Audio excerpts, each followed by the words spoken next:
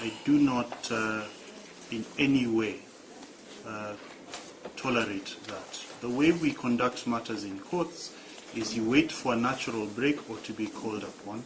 You don't speak over counsel, especially not over senior counsel. Exactly. So please retake.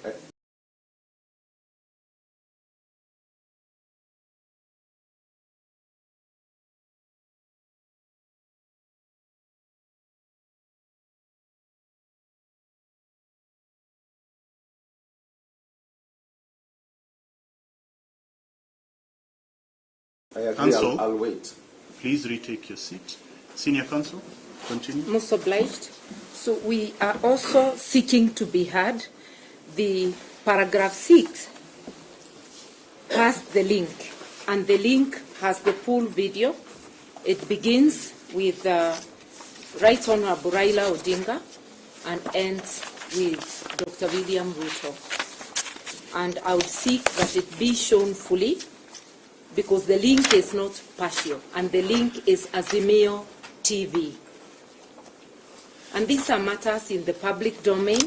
This is a case, my lord, where we'll have to show a pattern and to show that the state has knowledge at the highest levels, to be able for the court to determine the two issues, to secure the liberty, to inquire into the legality.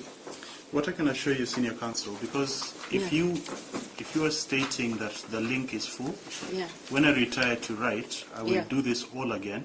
Where I'll click on every single link. If it is full, then I think your concern is would be addressed. Yes, counsel. Most obliged. My Lord, I was just referring to the links that were shared over the weekend. And I didn't see any link that included the portion that senior counsel is referring to. What was shared is what we are seeing on the screen today. Well, it's not a big deal. If when I retire, I click on that link, because the link will not change. If I click on that link and it doesn't give what I expect, I think my Mr. Guyo is preempting. Okay, let's do it that way, Mr. Guyo. No, it's okay. Let's do it that way. We can. You can save me time. But do we have that affidavit? Do you have the link? In PDF? The same link. Yes. Is contained in the affidavit of the 8 Investment Party at paragraph 21. The challenge is my Mr. Guyo is not, you have to log in. I believe you have given guidance as to how let's just leave it at that. Let us move. Let's just leave it at that. Yes, Counsel, you have about an hour left. Yes, Your Lordship. That brings the end to the presentation. And I've been inviting Councillor Ochel Dudley to submit on issue 1 on compliance.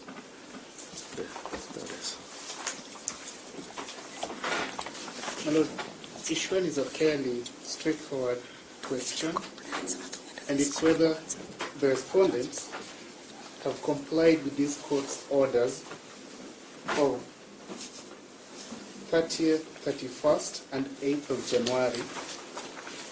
The simple answer, my Lord, is that no, they have not complied. Two of the petitioners, my Lord, are heading to their second month in captivity. And none of the petitioners was brought before the court, as the court had ordered.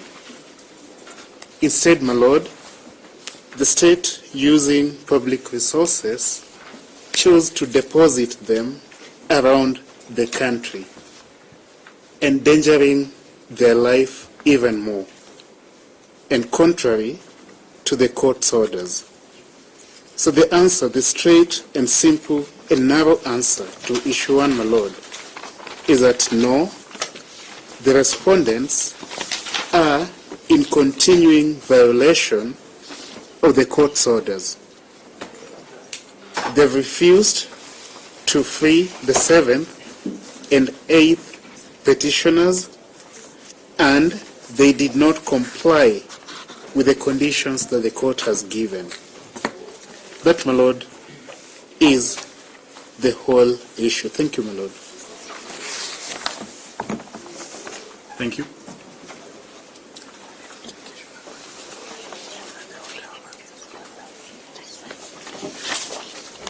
My Lord, on the second issue, Yes. I'll submit shortly to allow senior counsel Martha to proceed with the same, is whether an order of habeas corpus ought to be issued. My Lord, you're still aware that 2 petitioners are still missing. As much as my Lord has given leeway, dispensing the fact that the Inspector General of Police and the head of DCI should not physically attend, we still do not have answers, and the duty bearers have failed to produce the 2 petitioners before this honorable court. My Lord, the only way to ensure the safety of these 2 petitioners, where their current whereabouts are unknown, is that we must hold the duty bearers accountable. Yes. They have access to public resources, and they cannot come and tell this honorable court that they do not know. My Lord, your brother Justice Mruna, in the case of the Law Society of Kenya and 3 others, versus the Attorney General, the Constitutional Petition E-467 of 2021, in his holding on the right to habeas corpus, Yes. he stated that the right to an order of habeas corpus can be described as the greatest guarantee of human freedom ever devised by human beings. Its importance rests on its being the absolute safeguard against arbitrary and lawless state action Yes. on its citizens or aliens lawfully within the borders. He further stated in paragraph 57 that under Article 3 of the International Convention for the Protection of Yes. all persons from enforced disappearances, states are obligated Yes. to take appropriate measures to investigate any acts of enforced disappearance and bring those responsible to justice. My Lord, the respondents before you today have failed to comply with those court orders, and therefore the writ of habeas corpus sought in this notice of motion application ought to be issued. It is our position that the hand of the respondents is in the incalculable cases of enforced disappearance and illegal detention. The same is for the reason that Yes. the said unlawful acts by the security agencies are tied to those who have criticized the government in one way or another.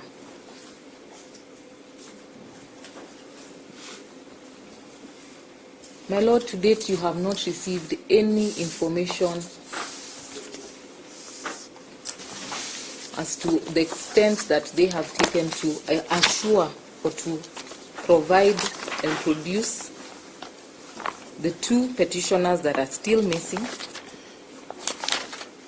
nor any reason as to why they are lawfully being detained, or at all.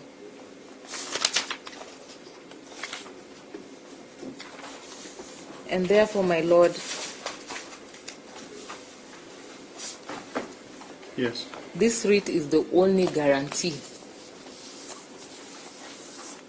that will assure the safe return of these two petitioners. Thank you.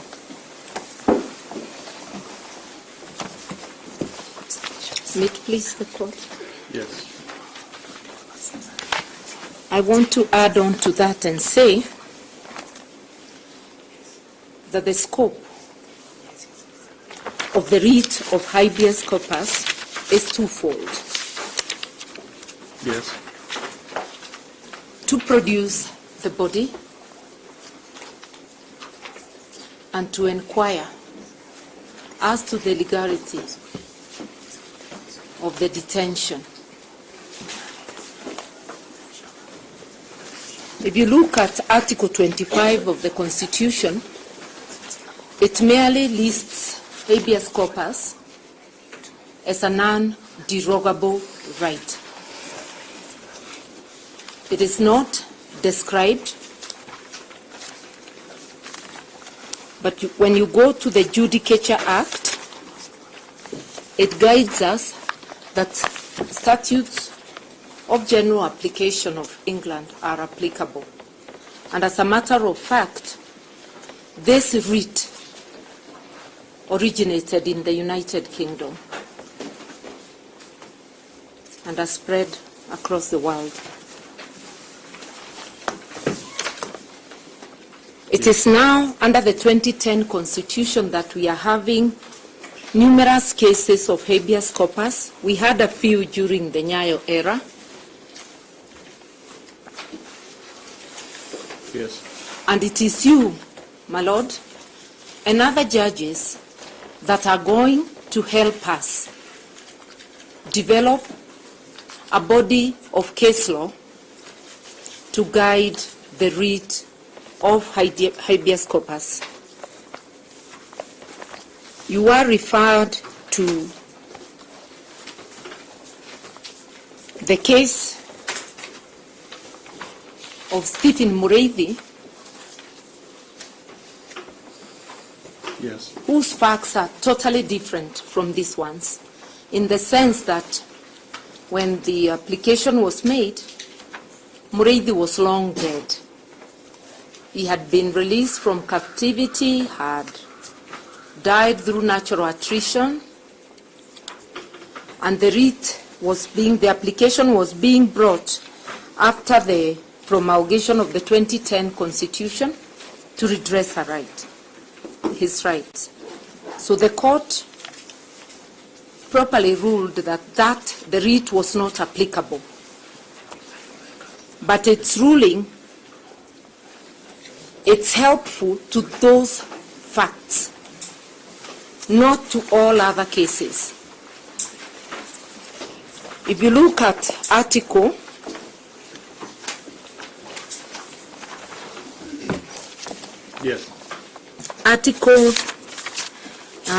the page has disappeared, but I'm going to get it. Okay. Article 165, which establishes the High Court.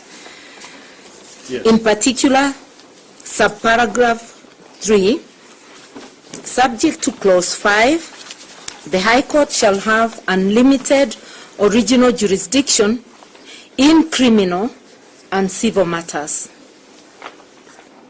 Even if I don't go on to show about the court's jurisdiction on the issues of fundamental freedoms in the Bill of Rights, the fact that this court has original jurisdiction in criminal and civil matters brings issues of the writ of habeas corpus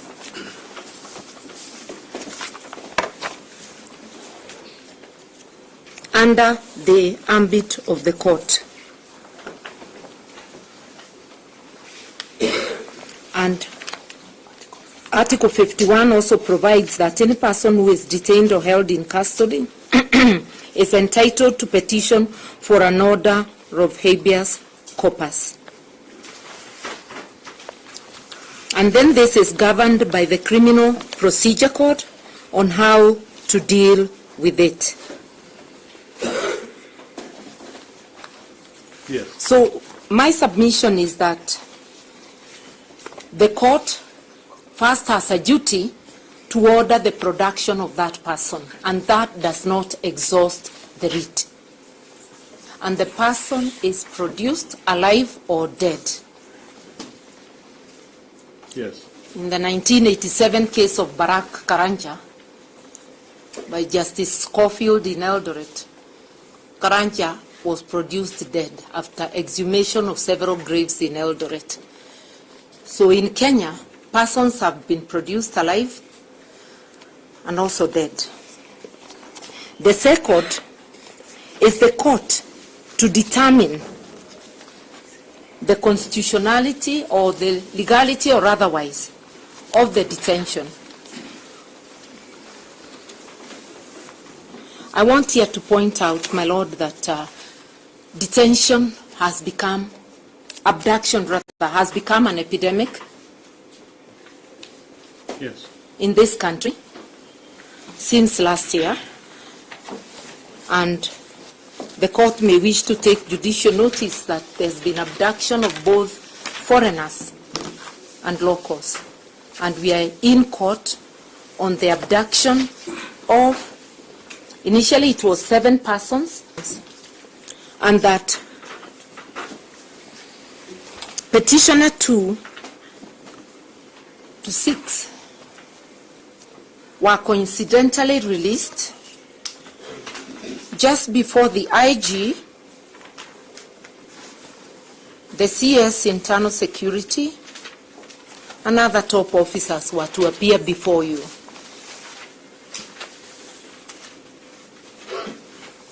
Yes. We will also be showing that there's a pattern, that instead of releasing these individuals, producing them in court, they are released elsewhere, and then the duty bearers come to court, wipe their hands, come to court and say, we do not know, we understand they are now home, as a coincidence. So it is upon, my Lord, to stamp the authority of the law, which will be stamped by this court, because the people of Kenya have given the courts the mandate to oversee the rule of law and to settle disputes between those in authority and citizens. And it is unheard of for anybody to suggest that this court should now say, after all they've shown up, even if all had shown up, and not all have shown up, the court cannot discharge its duty before determining the issue of the legality and pronouncing itself as a guide to stop any further such actions. Now, to conclude, because I think I was time-bound and I may be exhausting my 5 minutes, the court did raise the issue of some of the respondents. And I've noticed that the DPP is saying, I prosecute, please don't bring me here. I want the court to know that he too is a duty bearer. He can direct the police. We have not had any, he has not come to court and say this practice is wrong. All of them are just quick to tell the court, remove me from your presence. Let me not explain. Just a moment, Senior Counsel, just a moment. Mr. Chochi, I may forget. Am I correct? I remember seeing, I think I saw something from the DPP, the person of the DPP, directing, I can't remember whom, I just glanced at it somewhere, directing, I think it was DCI to investigate abductions. Yes, my lord, we are written to the IG. You've written to the IG. Okay, that's it. That's fine. Thank you. It is up to my Lord to find whether that is enough or whether a public directive that this practice must stop, and whether there is admission by the authorities that indeed it is them. Because when a duty bearer comes to court to say, I don't know, or it wasn't me, in a way it's contempt of court. It is actually obstructing the ability of the court to do its work. So I want to urge the court, habeas corpus is in the nature of an inquiry. Look at the facts of the case, look at the circumstantial evidence, look at the statements of the Kenya National Commission on Human Rights, a constitutional body. Look at the entire evidence and pronounce yourself authoritatively, not just for the petitioners before you, but for our country, Kenya, so that we may feel safe and the duty bearers may not continue to draw salaries while folding their hands and merely saying it wasn't me.